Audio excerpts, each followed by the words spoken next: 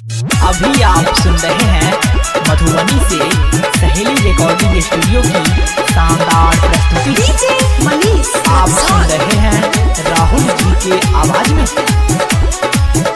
ओठलाली तोहर छौरी देख के चुमा लेबो छौरी के सट के, चुमा लेबो छौरी के सट के।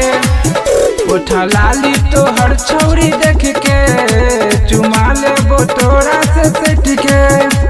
मन हमर भटक गेलो तोरे पर अटक गेलो, सुन है गे छौरी छौरी गै गोरा की चुम्मा तोरा लेबो गै पतारा की, चुम्मा तोरा लेबो गै सवारा की, चुम्मा तोरा लेबो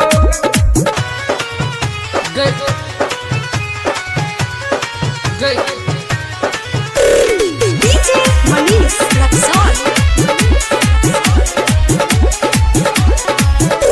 की कह छी राहुल के हे गे सुन न छौरी के, की कह छी राहुल के हे गे सुन न छौरी के।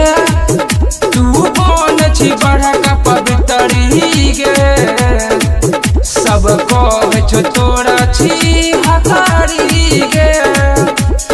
राहुल के साइट जतो डीजे पर घूमच जतो, सुन है गे छौरी छौरी गै गोरा की चुम्मा तोरा लेबो गै सवारा की, चुम्मा तोरा लेबो गै पतारा की, चुम्मा तोरा लेबो।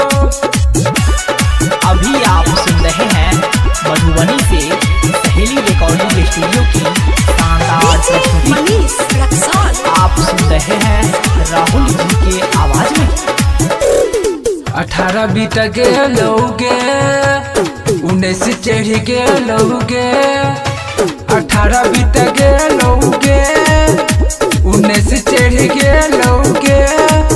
20 में नहीं वेटिंग करबोगे, हमरा से कॉल तू सेटिंग गे। राहुल के साइट जतो डीजे पर घूमच जतो, सुन